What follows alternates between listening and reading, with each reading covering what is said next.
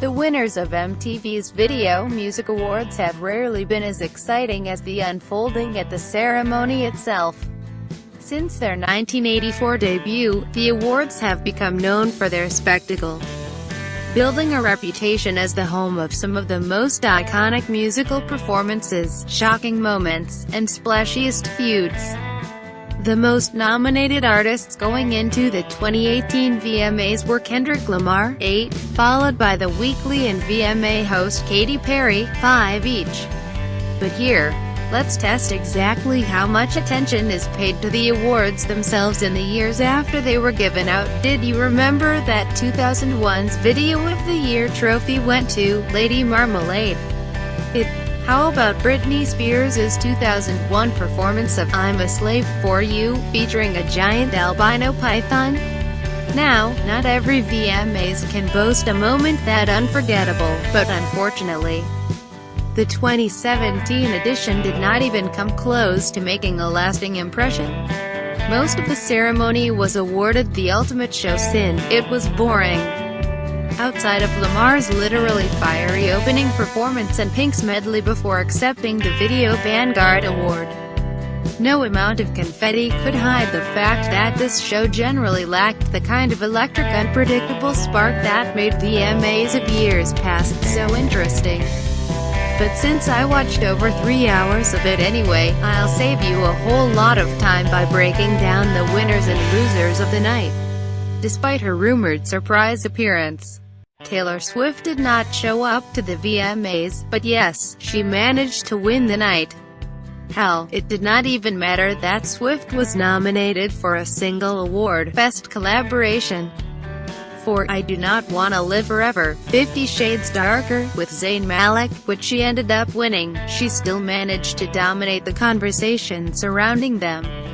Katy Perry would like to host, or the slate of performances featuring stars like Kendrick Lamar and Miley Cyrus. Instead, it was the possibility of whether or not Swift would show her face after staying out of the public eye for so long. Whether to perform her new single, Look What You Made Me Do, or make some kind of self-aware nod towards her long-standing feud, or lack thereof, with Perry. Swift did none of those things. But she did the video for Look What You Made Me Do during the show, and proved she did not even have to talk about the performance of the night. For someone who constantly talks about how much she hates playing the publicity game, she sure is good at it. Related, Taylor Swift's Look What You Made Me Do video is a pile-up of self-aware moments. Loser, Katy Perry. Honestly, Perry was fighting an uphill battle for the second Swift fired up her I've got a new single and a new album coming out publicity machine. Perry released her baffling video for Swish Swish, the revenge of fantasy that she has not been referred to as being about her and Swift, proved that Swift is playing chess while Perry's playing Boggle. Perry could have pulled it together for an overall win if she had crushed her VMAs hosting gig. Instead, she came off like an enthusiastic mom trying to spice up a school talent show and constantly prove her #woke bona fides with winking references to, and when I say winking, I meant she literally said wink wink. Her opening bit about taking a detour to space and missing out on fidget spinners and political chaos of 2017 was clunky and strange. And the ones that followed were not any better. Every cut to Perry was progressively more cringeworthy. By the time she's gone up Pink's moving speech recognition for the Video Vanguard Award with a litany of gay slang like iconic and my wig is snatched, it was clear that she was trying to make fun of herself for being out of step. But all she did was prove how far she was.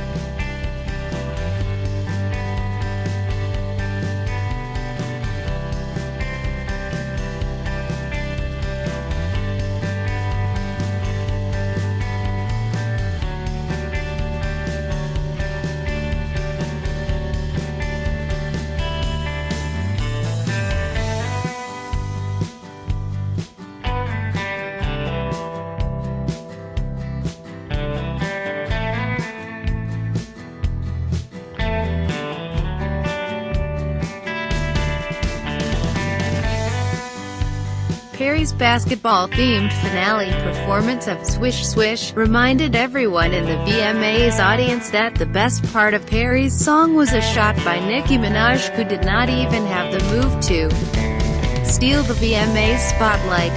With her rap verse, Perry stood atop a basketball hoop and seemed to try to pass the time by limiting attempt to dab, a sad but completely fitting end. Better luck next time, Mom. Winner: Fifth Harmony. Yes, Fifth Harmony won a VMA Best Pop. But the real reason they won is when they kicked off their performance by sending a shadowy fifth woman careening backwards into space, a clear reference to ex-Fifth Harmony member Camila Cabello. Ditching the group, they won my heart. It's hard to out-petty the likes of Swift and Perry, but Fifth Harmony did it in 3 seconds flat, and, bless them, without any equivocation whatsoever. Loser. Julia Michaels. Not only did Michaels lose the Best New Artist but Khaled, but her performance of Issues, backed by a bobbing line of what appeared to be a lost sorority mixer, was almost immediately cut off by a tease for impending the premiere of Swift's "Look What You Made Me Do" video. Anyone interested in seeing the extended performance was encouraged to watch it online. Somewhere, Swift is kicking back in her sweatpants, unfurling a wicked smirk at just how she handles her night without even showing up. Winner: Kendrick Lamar. Someone who did not and could not be played off was Kendrick Lamar, who opened the VMAs with such intensity that the entire stage was set ablaze, and the lighter performer on the literal fire in front of him. It was as electric and passionate as we have come to expect from Lamar, no matter where he's performing. He was so good, in fact, that he set a completely dissonant tone for the mess to come, but that's not his problem, is it? Also, he eventually won 6 of the 8 awards he was nominated for. So as far as Kendrick was concerned, it was a great night. Loser. Lord's immune system. Lorde is one of our most precious musical wood nymphs, but her performance ended up being one of the weirder ones of the night, and not in the usual Lorde way that made her such a fascinating performer over the years. The culprit for her confusing energy, Lorde tweeted before the show, was the flu. Homemade dynamite, like a kid try to walk after spinning themselves around too fast. Like, it was cute, but would you go out of your way to see it? Nah. So, valiant effort, but in the end, maybe not worth the trouble. Related: Lorde had the flu. She performed at the VMAs anyway. Winner: Jack Antonoff and his many writing credits. All of these moments meant well, but felt more like lip service than anything else, and it was time to hand out the Best Fight Against the System award. And a descendant of Confederate General Robert E. Lee and Heather Heyer's mother stood together to denounce the vicious racism that led to tragedy in Charlottesville. It's always a little jarring when it's time to congratulate Demi Lovato on behalf of Pepsi, but it was also undeniably moving when Robert Brightly IV, a pastor, spoke about his moral duty to speak out against racism, and when Susan Bro spoke about creating a foundation in her daughter's name to keep fighting hate. It was, in other words, the kind of moment that made even the show's clumsier efforts to be more inclusive and thoughtful worth it. Related: a descendant of Robert E.